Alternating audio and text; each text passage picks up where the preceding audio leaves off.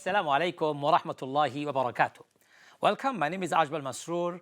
Our debate today is about what's next for Syria, 1 year after the revolution. On December the 8th, 2024, Syria witnessed a historic turning point. The Assad dynasty, which had ruled for more than 5 decades, collapsed under the deterrence of aggression offensive led by Hayat Tahrir al-Sham and allied forces, ending a prolonged war supported by Russia and Iran, and an era marked by authoritarianism, corruption, and brutal repression. Bashar al-Assad fled to Russia. In October 2025, the current president, Ahmed al-Shara, declared this date a Liberation Day, a national holiday to commemorate Syria's freedom. Now, 1 year later, Syrians are celebrating the liberation throughout the country. Crowds waving flags, chants for unity and reject division. President al-Shara calls it a historic victory, urging Syrians of all ethnic and religious backgrounds to demonstrate solidarity. Yet beneath the joy lies a complex reality. Syria, a geopolitical football, is being pulled in many directions and spheres of influence, and then there is Israel, a regional threat to many Muslim countries in the Middle East, and regular raiders of Syrian borders. Tensions with Israel flare near the Golan Heights, while Kurdish-led forces in the east remain wary of Damascus. International actors, Turkey, Iran, Russia, and the West continue to shape Syria's fragile transition. Syria faces enormous challenges: rebuilding infrastructure destroyed by war, restoring healthcare and education, and addressing the grievances of minorities such as Druze, Kurds, and the Alawites that are loyal to the old regime. On the debate today, we ask, is Syria truly on the path to unity and democracy, or are new divisions and external pressures threatening its future? Joining us, 4 distinguished guests: Dr. Nizar Tobe, Syrian doctor and political activist based in the UK; Bilal Abdul Karim, chief correspondent of On the Ground News based in Syria; Professor Bill Bowring, lecturer, human rights and international law, Birkbeck College; Dr. Numan Hanif, director, London Centre for International Relations; and Edward Ahmed Michel, National Deputy Director, Council on American Islamic Relationship in Washington, D.C., who'll be joining us later. Let's start with the first and the most important question for today. 1 year after Assad's fall, has Syria truly entered a new era of freedom? I'm going to start with the person on the ground right now, Bilal Abdul Karim, chief correspondent on the Ground News. Bilal Abdul Karim, tell us, is the freedom a true freedom for the Syrian people? Bismillah, alhamdulillah, salatu wassalamu ala rasulillah. Firstly, I'd like to thank you for having me. And to address your question, a lot has changed. There's no question about it. 1 year ago, the country was not, refugees who were in the northern part of the country could not go back to their homes. And the southern part of the country, families were torn apart and split. And so there are a lot of changes in that regard. The prisons under the Assad regime were empty. Now, please bear in mind, I'm choosing my words carefully here. The prisons under the Assad regime were emptied. That doesn't mean the prisons all over the country were emptied. And so there are a lot of changes which have taken place here in this country. Now, we also have to bear something else in mind. Forget about the numbers that you're seeing. About 500,000 were killed, 600,000 were killed during the Civil War. Those are only the ones who made their way to medical facilities and therefore were registered. So many of the people were killed and were not registered. So there are upwards to 1 million people. Half the country is displaced. Now, why am I giving you these numbers? I'm giving these numbers because the changes which have been taking place are not enough for the high toll that the Syrian people paid. There are people who are still under the formerly HTS prisons. Torture is still here. Deaths under torture is still there. I can't say that Are death you by saying, starvation, which was taking Brother Abdul place Karim, in the Assad regime, are you saying, but Brother Abdul Karim, are you saying that the those issues Syrian are people are being still still, there and in play. are you saying that Syrian people are being still tortured under the new, more liberated government? Is that what you're saying? I'm saying that that Syrian people are still being tortured after the new government. Syrians were being tortured when Hayat Tahrir Sham was the government in the northern part of the country, and I documented many, many, many, many cases. When they expanded to take over the whole country, their tactics simply continued, and they're continued to be documented by me and other than me. So torture may not be in the form of starving prisoners and that form of torture, but beatings and such like that, to the extent where sometimes the prisoners need operations to repair themselves. It's still here. That's And staggering. I can't get caught up in the celebrations and the whoop-de-doo and try to pretend that it's not.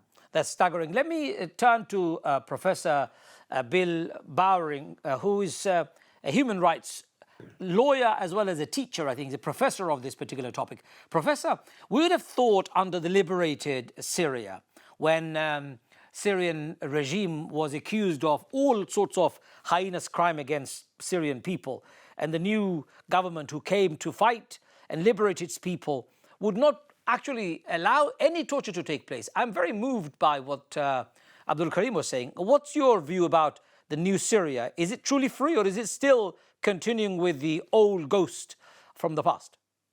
No, I'm not surprised by what Bilal has said. And I think we have to bear in mind that nobody expected the Assad regime to fall so quickly. And actually, when al-Sharaa and the forces got to Damascus, again, that was totally unexpected, that they would race through Syria at such speed. And so many issues were left unresolved. One of them, as you mentioned in the introduction, is Russia. And there are negotiations going on at this moment as we speak. Russia wants to keep its presence in the part of in Tartus and so on, where Russia was supporting the Assad regime throughout. And as has been mentioned also, 3% of the population are Druze. That's being used as a pretext by Israel to occupy and bomb large parts of Syria, quite apart from the issue of Turkey and the Kurds. So I think what is also surprising is how quickly Trump decided that al-Sharaa is his friend, and quite extraordinary, at the same time as Trump is providing the weapons and bombs that Israel is using to attack Syria. Is Israel attacking Syria and occupying Syrian parts because it wants to protect the Druze, or is it doing it because it wants to eliminate the Druze? Can you please clarify? Yes, as I said, the Druze are a pretext. And coming from Netanyahu, that is the height of hypocrisy. And of course, the Netanyahu and his cronies in the Israeli government are Kahanists, and their project is that Arabs should be eliminated from the whole territory, including Gaza, the West Bank, and all the way up to Damascus. And a number of them have been absolutely clear about that.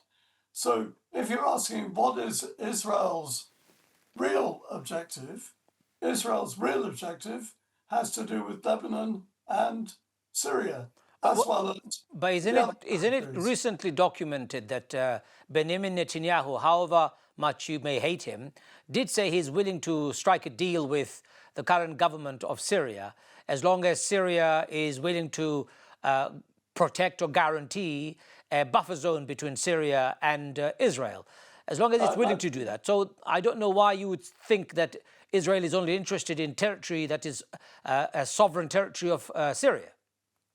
because, as I say, the project of the extreme messianic right wing in Israel is that the whole territory actually belongs to them.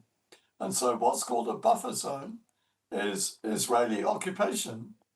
And there's now a very complicated situation with the Irish peacekeepers, of course, and the Lebanese army in Lebanon.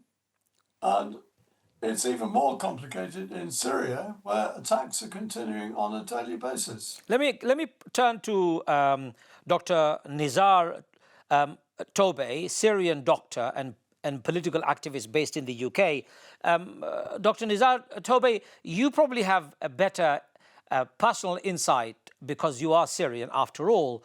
Are the Syrians truly free? And does the Liberation Day symbolize true liberation for the Syrians, or is it just symbolic? Thank you very much for having me once again into your program. So basically, we had an amazing 1 year after liberation. We are extremely happy. I have visited Syria twice until now.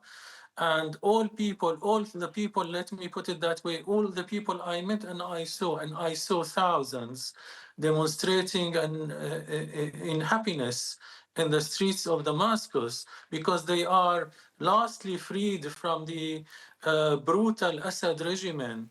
There was hundreds of thousands in his prisons. Unfortunately, most of them have been killed, and we continue to find mass graves all along the country. So I really I am very much surprised to hear that about prisons of HTS and torture. It didn't come to my ears at all. I was there in Syria. There is no single human rights organization reported such things. So I'm not sure where these claims are coming from and about the credibility of these claims. So basically, when you see our celebrations in the streets, you can see in Hamas alone, you can see over 1 million people celebrating the freedom, celebrating the 1 year anniversary, the first year anniversary of our freedom. So it's not only symbolic, it is a real freedom. It is a real government that we very much love. This is something we have been fighting for all along. We got it. We will not allow it to go. Even if we have paid 1 million martyrs during this struggle, and we are prepared to pay another million if needed. But as long as we keep our freedom, But the concept of freedom does come at a price. Obviously, you have paid a huge price. Millions have become homeless. Millions of people have been killed, and the brutality by which the Assad regime carried out its cleansing of opposition was just staggering. It was not even we didn't have enough vocabulary to describe some of the imageries that came out, especially by the help of Russian and the Iranians. But your country's territorial integrity isn't yet secure. You've got Israel on one side constantly coming in. You've got the Kurds in the north. You have still the remnants of Assad loyalists in the country. You still have Russia flexing its muscles in the coastal region. When you say you are free, actually you're not really free. You are confined into a small space, maybe the utopia of Damascus. But outside that, are you really free? Yes, we are, because it's not only the contiguous of Damascus and around it. It's not. It's most of the country. I know there is the SDF forces still in the northeast. That's represent about probably 25% of the country area. The Alawite, they tried their best in the coup attack, in the coup attempt at the coast, and they have failed. They have failed because most of our people, there was more than 1 million have showed that they are volunteering to be in the army and to prevent any disaster from Alawite coming back. So we did prevent it. They tried and they did fail. Russia have understood that the Alawite is not an option anymore. That's why President Shara has traveled to Moscow, and they have agreement with Russia that it will be limited into only two military bases, from about 10 military bases down to two only, very limited. It's not the Russian military is not distributed at any Syrian lands except these two bases. Okay, thank you for that. So in the West, the only actually big enemy and important enemy is Israel. And I think with the help of Trump, now we are trying to get to a deal. It's only security deal. It will not be like for any full agreement. It will be only non-attacking each other deal. Okay, thank you. Let me go to Dr. Nouman Hanif, who is director for London Centre for International Relations. Dr. Nouman Hanif, you've heard from all three. I do seriously doubt whether Bilal Abdul Karim was being compassionate enough to the Syrian suffering, or if Dr. Nizar Tobe was overly excited, enthusiastic by enjoying newfound freedom. I'd like to find somewhere in the middle what would be the best way to describe Syrian liberation right now. What do you make of it? Okay. Thank you for having me.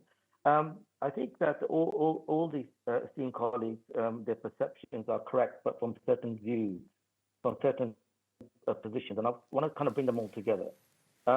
There is no doubt that Syria has achieved a kind of societal liberation compared to the suffering that it was getting from before. So Bashar al-Assad's regime, the brutality of it, no doubt about that, and that's something to I'm sure that they'll celebrate. However, the year has been a political catastrophe for Syria. When I say political catastrophe, I mean Ahmed Shara is now an American man, a full American man. Tom Barak, the envoy to Syria, took a letter with him to see him, Shara, and he took a letter from Donald Trump. And Donald Trump, he said in the letter, he said, "You are a great man, and we are going to make you great. Washington will be behind you, will make you great." This was a letter which produced in Al Arabiya. Yeah. Now, Trump hasn't hidden his love for Ahmed Shara as the new poster boy. But let me tell you something very interesting, and it goes back to Bilal Abdul Karim's point, that the New York Times revealed that in 2016 was when the Americans started to engage with Shah. When 2016 was when he was just separated from the Al-Nusra Front. Yeah, 2016. That means even though he had been stated as a terrorist, and the Americans would not have a bounty on him, they were dealing with al-Shara from that time. So they were keeping him handy, and ultimately he split, and then of course to fight with Al-Qaeda and etc. and Al-Nusra as well. So what you're having here now is that when the Americans realized that Bashar al-Assad, they gave Bashar al-Assad a chance. They said, produce a unity government, start having a unity government. They used the Saudis to try to attract Bashar into the Arab League back again. But when Bashar al-Assad did not actually respond, that's when the Americans moved. So they used Erdogan, and Erdogan was the actual game man. They used Erdogan to basically groom al-Shara, and Erdogan and Turkey backed Hayat al-Tahrir al-Sham, and in fact they brought it to power and removed Bashar. Remember, the Americans were in Syria from 1947 when they first entered Syria through a coup of the Hosni Zaim coup. Since then, the Americans have been in the politics and the military in Syria from the beginning. Dr. Hanif, can I ask you a question? Sorry, just finish off on Bilal's point. Why Bilal's point may be very poignant is because those parties in al-Nusra and other parties who are fighting Bashar now recognize that Ahmed Shara is an American man, and they're going to fight him if he's an American man, because they've been fighting the Americans from the beginning. Okay. So this is where you see that he will clamp down on any anti-American or anyone who threatens that or reveals that situation in Syria. I'm grateful for that, but I have a question in the middle for you. So you have a choice. The choice is to live under Bashar al-Assad and lose their loved ones in thousands. People are crushed between rocks. People are starved to death. People are buried under concrete. People are hanged from lampposts. That's the choice they had. Or the alternative choice now they have is to build a country with Sharia. It seems like you would rather have people go back to Bashar al-Assad's regime. They now have Sharia. Whatever form of freedom they are enjoying, at least they're not losing their loved ones. They still can come out. They can dream of a better future. They can freely move about without the mukhabarat picking them up and then locking them up and killing them. And even foreigners like myself and yourself can go there if you want to without having to worry about being kidnapped by the regime. What would you like? Would you like people to live under Bashar al-Assad still? Okay, first of all, tell me one Middle Eastern country, okay, that the Americans have supported that has democracy or has not killed. Remember what happened in Egypt, yes, when they reversed Morsi, yes, in power. These are the Americans you're dealing with. Look at their history. Yeah, so I'm not saying go back to Bashar al-Assad. I said from the beginning that there is something to celebrate, which is the freeing up of the people from Bashar al-Assad. No doubt about that. I said this is a political tragedy. And this is a political tragedy because how is it a political tragedy when they have enabled their first and the foremost right to be restored? That's basic freedom of people. That's the basic nature of any state. If one person called Sharia has been able to do that, that's an amazing achievement. Why would you not compliment him for that? Because we know how the Americans work. The Americans work in the Middle East on the basis that they will help torture anyone who opposes them. Look at Egypt. They're supporting the Sisi, right? Look at the Saudis. Look at any country in the world, Iraq. Look at they're supporting anyone who basically tortures anyone who's anti-American. Basically wants to remove the Americans. Now, if the Americans are going to strengthen their position in Syria, you're going to get a reaction after a while to say, hang on a minute, why are the Americans taking all the contracts? Why are they taking our oil? Why the Americans are not there for the freedom of Syrians? They don't give a damn about the Syrians. I think your point is very, about the Egyptians. Very clear point. Let me ask all of this, all of the guests before we take a quick break, starting with Professor Bowring. Professor Bowring, would you rather have people of Syria live under Bashar al-Assad or under Sharia? It's a false choice, by the way. So I think the Assad regime had to fall, and indeed it did fall. Question, what is now going to happen in Syria? And I think that is as much to do with Israel, which appears to have the full backing of Trump, and of course the Americans with Trump. So I think that for Syria as a whole, I agree with Dr. Hanif and with Bilal Abdul Karim that things are by no means settled. I hope and pray for the freedom of the Syrian people. Thank you. Let's pause here, and when we come back after the break, we certainly will continue about Syria and want to look at the future of Syria. Don't go too far away.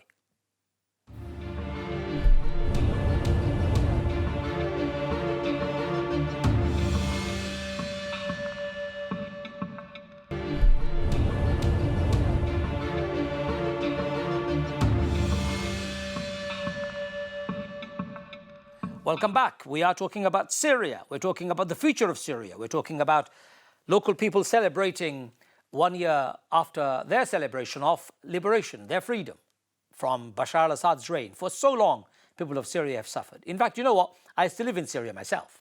So I know Syria very well. I know Syria like the back of my hand, I could say, Damascus especially. And I have been up and down the country, and I've seen how people were living under Hafiz al-Assad, the father, and then, of course, subsequently the son, Bashar al-Assad. But that's history now. Let's go to our guests. Bilal Abdul Karim, we mentioned your name but didn't give you a chance to respond. So I was saying that were you not being too unkind to the Syrian people, that they have just liberated their country and they're trying to build a country, but you painted a picture that it is probably better for them to stay with Bashar al-Assad. Well, at least that's how it's landed. I'd like you to obviously get a chance to explain that, if you don't mind. Oh, absolutely not. Now, certainly I don't mean that it was better to stay with Bashar al-Assad, but to say that, well, you either have Bashar or you have Ahmed al-Shara, and you just have to live with whoever you get. That's just not the way that it works. I mean, just because you may have, the world had to see that Bashar al-Assad was gotten rid of. There was no ifs, no ands, no buts about that. Now you have Ahmed al-Shara. Does that mean that just because he's the new president, that whatever he says, we're going to be like, okay, we're all going to clap the tambourine and we're all going to sit down and sing songs? It doesn't mean that. Everybody wants to see the country be successful. It's a post-revolution government, right? Shara has been fighting from the fringes for a very long time. He was a terrorist. He has been running Aleppo for a short period while Erdogan was helping, supporting and preparing. So this is a group of people who have proven themselves that they can actually do something for their country. They were the ones who were prepared to put their neck out and fight and consistently remain on the front line. Surely they have the right to rebuild their country. If in the next few years, Syrian people decide not to keep him in at the top place and they have a parliamentary election in which alternative parties, other parties win, I'm pretty certain Shara would say, okay, go ahead, carry on, good luck. I'm pretty certain he's not going to be like Bashar al-Assad or any other Middle Eastern dictator. Okay, let me ask you a question then. What you said is correct. You fight and they have the opportunity to be able to rebuild their country. Yes. I'm asking you the question, do they have the right to continue their torture programs and indefinite detention, yes or no? Well, I don't know because I'm not from the land. Dr. Nizar Tabbouleh said... I'm only asking you in the general sense. Yeah, look, nobody has the right to torture anybody, but when you say that they're torturing, you've got Dr. Nizar Tabbouleh, who's a Syrian, who's saying that's not true. Okay, I'd like to ask Dr. Nizar a question. Dr. Nizar, do you recognize that while Ahmed al-Shara's government was in control of Idlib and the surrounding provinces, do you recognize that they used to routinely torture their prisoners and indefinitely detain them, yes or no? No, of course not. Of course not. It didn't happen? Or no, it didn't happen. Don't know. No, it didn't happen. But Dr. I'm sorry, if I could just weigh in on this. Yes. Dr. Nizar, I was in HTS prison. I'm a journalist, and I was charged with incitement. And you were tortured? You were tortured? Hear me out. I was in prison for 6.5 months in solitary confinement. Mm-hmm. I could see prisoners going back and forth, needing to be carried back to their cells after interrogation, which I saw with my own eyes. I heard with my own ears. It got so outrageous at one point in the Harem prison, wherein the guards were telling the prisoners, because they were hearing the screams of torture of women, they were saying that there was a Ruqya center, which is an exorcism. Can I bring you both to the debate itself? That there was a Ruqya center. Bilal Abdul Karim, I'm sorry? I want to bring you back to the debate. Just 1 second. You know, what you said is very interesting. You were yourself a prisoner. But what we're talking about is Shara post the revolution, post the liberation. Not before, while there were a terrorist group warring faction on the side. Now that they're in the government, they have to abide by certain international laws and treaties and normalities. If he misbehaves now, I think we have every right to scream as much as we can. But if we're talking about the past, then we have to go all the way to every single person who was involved in every single torture or human rights violation. I think we have to draw a line somewhere and say, okay, people in Syria are celebrating their post-revolution freedom. In this particular period of freedom, are they being tortured? And I think Mr. Nizar is saying, no, they're not being tortured right now. If Shara and his team were involved in torturing before, that's before the revolution, before the liberation. Okay, that's fair enough. Now, but I'd like to say one thing, and that's this. Just a few days ago, I just posted an interview that I did with the mother of a detainee. He's been in prison for 4 years. He's never been to see a judge. One of those 4 years was post-Assad. Now, keep in mind, he was in the prisons of Ahmed al-Shara.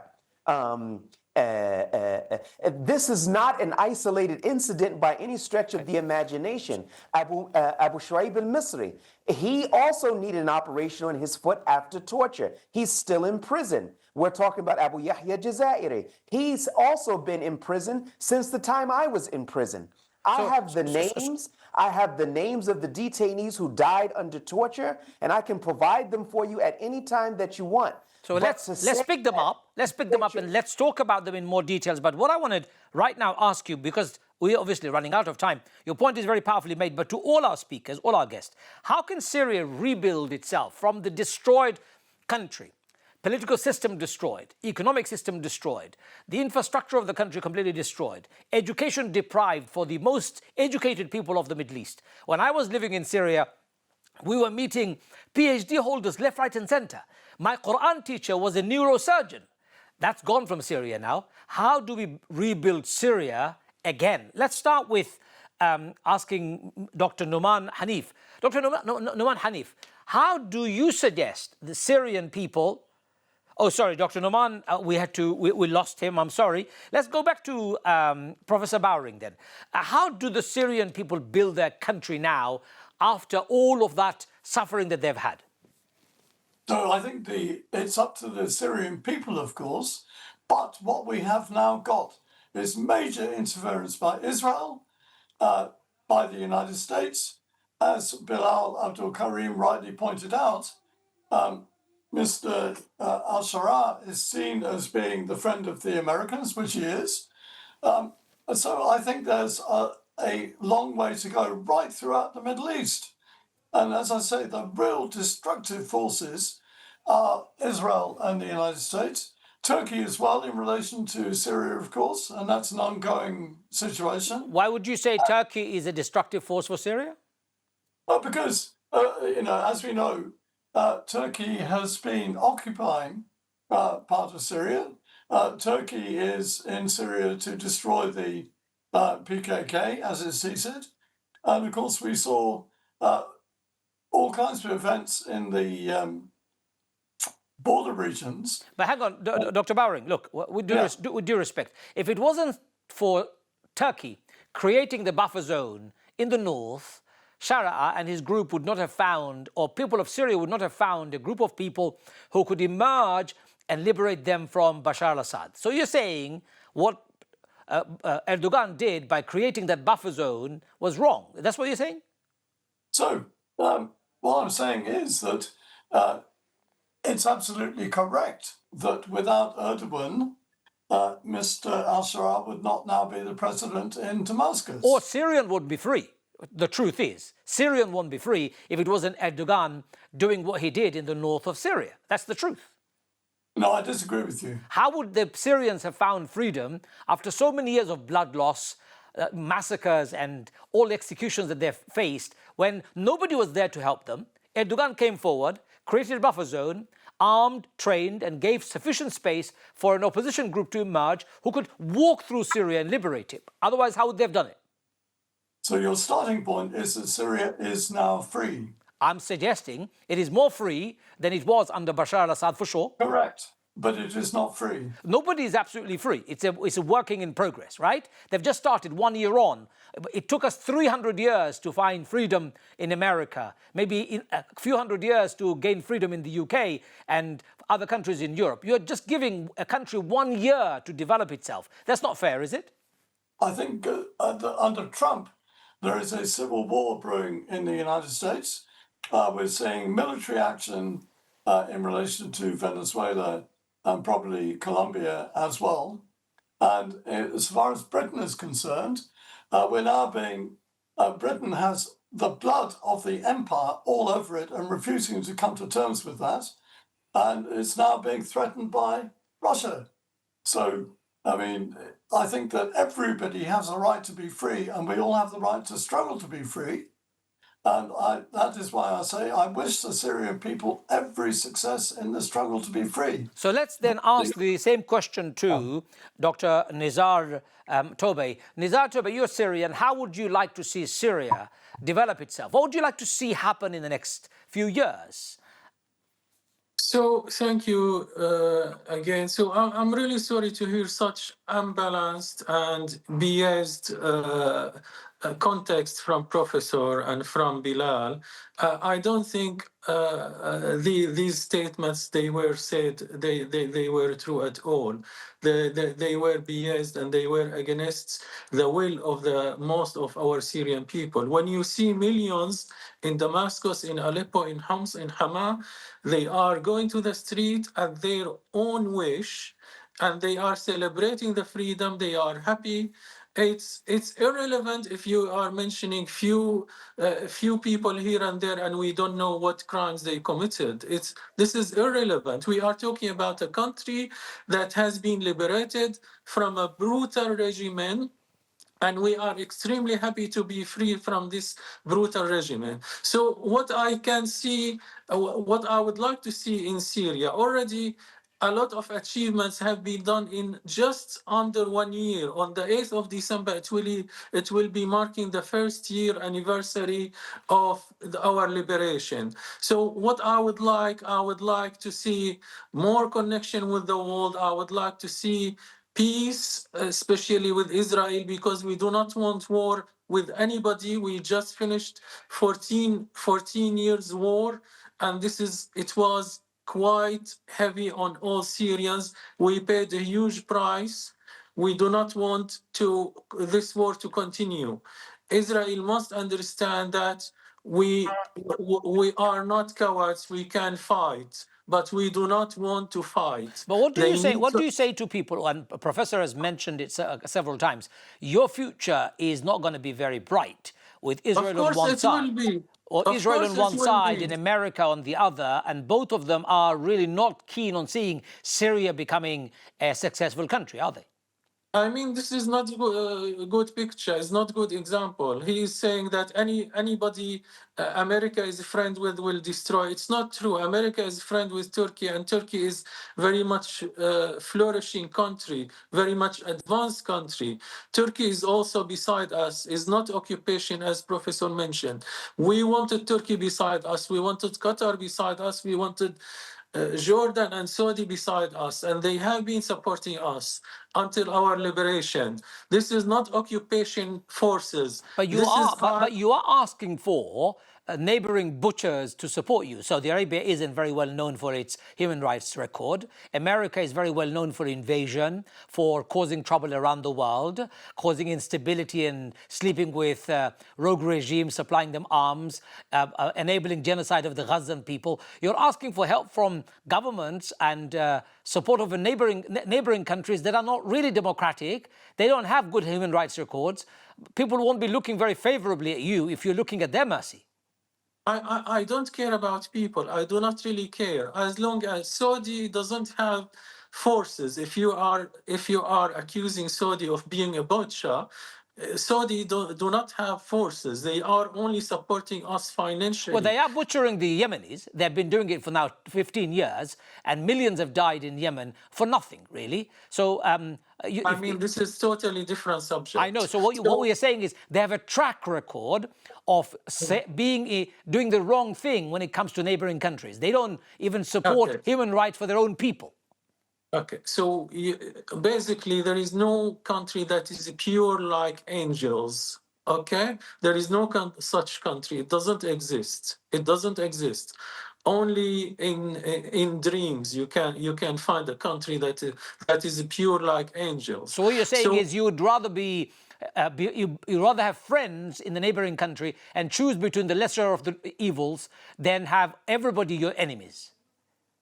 yes, indeed. Okay. Because I mean, what does it matter to us if somebody they are doing some let me call it some wrong, but they are supporting us financially, and whereas the alternative is to have Israel like peace deal with Israel, whereas Israel is involved directly with the butcher of hundreds of thousands of Palestinians. We will not do that. We'd rather be in our Arabic and Muslim world friends like Turkey and the Arabic countries who have helped us and have been and continuing to help us rather than being with others. Thank you. Thank you. I think your perspective is slightly problematic, probably because you're thinking you're an island unto yourself, but you're not. Other countries around and what they do to their own people will affect you. Coming back to Abdul Karim. Abdul Karim, so leaving aside all the criticism, leaving aside all of the things that we have said, let's try and put a positive outlook to the people of Syria. If you were the president of Syria, what would you be doing for them for the next 1 year? Because obviously 8th of December marks 1 year.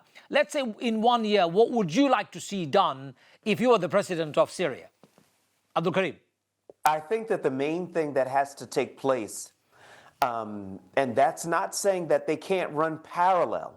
Yes, we can talk about economic affairs. Yes, we can talk about trade. Yes, we can talk about having book fairs and such like that. And that's all well said.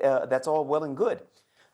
But unless and until, if I'm the president, am working on my justice system. Now and that's assuming that he wants to have a justice system wherein he doesn't have complete control, which Arabs are not known for. I'm just putting it out there. I know some people are not going to like that, but Arabs you may get accused of being racist, but hey, that's your choice. But I have to be honest, and if there are any Arabs out there, they're going to have to agree that Arabs like to have total control. That includes the justice system. Do you think Donald Trump? Do you think Donald Trump is an Arab then? The same failed situation that we continue to have. By that definition, Donald Trump sounds like Arab. Sorry? By your definition, Donald Trump sounds like an Arab. Well, here's the interesting thing. I'm very a bit disappointed that Professor Nizar is thinking that America, who's funding, bankrolling, and politically covering and arming a genocide, that somehow with Syria he's going to be an honest broker. When you're dealing with Donald Trump in Washington, you're negotiating for the interests of Israel. You can't get around that. I mean, the Americans are all about setting things up so that it's super favorable to the Israelis. I mean, Benjamin Netanyahu is talking about, we can come to an agreement with the Syrians. Oh, but the land that we took at Mount Hermon, we're going to keep that. Okay, so what kind of negotiations are we talking about here exactly? What choice does Syria have when it comes to Israel? Do you want Syria to start firing rockets at Israel and Israel to carpet bomb Syria and kill more people? Is that what you're suggesting? No, that's not what I'm suggesting. So if Syria says, okay, we're not going to talk about this occupied land for now. Let's sign a peace treaty so that we don't attack one another. We'll deal with it later. What's the big deal? That's what I'm hearing from Shara. First question, and this is my question to you. Can you name a single agreement the Israelis have stuck to? I'm quiet. I'm listening. None. No. And any agreement you make with them, they're not going to stick with it anyway. But what choice do you have, Abdul Karim? In reality, what choice do you have? It is a neighboring country. It is supported by the Western powers. It is armed to the teeth by everybody in Europe. What choice does Syria have? Saudi Arabia is not going to help it. Okay. And it is as follows. The first issue is that we should not, cannot go into agreements knowing that it's not going to be respected. It simply makes no sense. So what I'm saying that has to take place, I understand the Israeli perception and their foreign policy very well, and it is as follows. Do we want to have a war with Israel? Absolutely not. Who's interested? I know I'm not, and I don't think the Syrian people are interested in that either. But also, if you look at Benjamin Netanyahu's Greater Israel project, it does not entail physically occupying all of the countries in the region. It doesn't say that.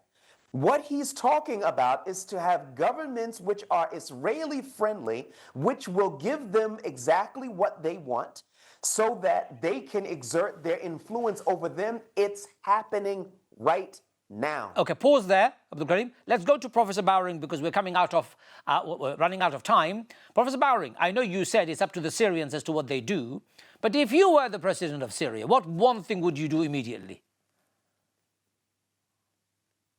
I think I follow what Bilal Abdul Karim has said. What I would do immediately is to see if it is possible to have a functioning judicial system.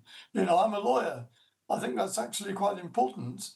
And when we have a country like Israel, which flagrantly violates the rule of law and human rights and international law, as does the United States, then I think that would be an important thing for any president of Syria to set about doing. So you would restore the judicial system somehow, somewhere in that way. I think that would be a good project. And Abdul Karim would set some agreements that are realistic for the people of Syria. But let's go to Nizar Tobey to see what you would do, Nizar Tobey, if you are the president of Syria for next year. Unfortunately, both they said they would restore the justice system. This will not stop Israel from attacking. They did not provide any logical option. So what I would do is that if I was in power, I would continue to involve more people in democracy. We are already happy with what's been happening. We are already happy that the government has achieved a lot of, let me put it like 70% of our goals. So we would continue what the government has been doing. We would make more connections to the world. And I think it was lost a bit. You still can hear me. Okay, yes, we can. Thank you. We actually have run out of time, but isn't it important for all of us to focus on the fact that Syrians actually have found their freedom, finally, after so many years, whatever that freedom may look like? And isn't it our duty to support them in rebuilding their country, in rebuilding their infrastructure, their judiciary, their healthcare, their education, their defense, their economy, their housing, basic sanitary systems? Isn't it our duty to lend a hand to a country that is so important strategically? So, ladies and gentlemen, I'd like to join the Syrians in celebrating their 1 year. And I'd like to offer my help and support, but I'm hoping that you will also do the same. Let's celebrate Syria's freedom and let's hope and pray that Syria becomes a formidable country for the future. My sincere thanks to my guests, Dr. Nizar Tobey, Bilal Abdul Karim, Professor Bill Bowering, and Dr. Numan Hanif. Until next time, from us, Islam Channel team, Assalamu alaikum wa rahmatullahi wa barakatuh.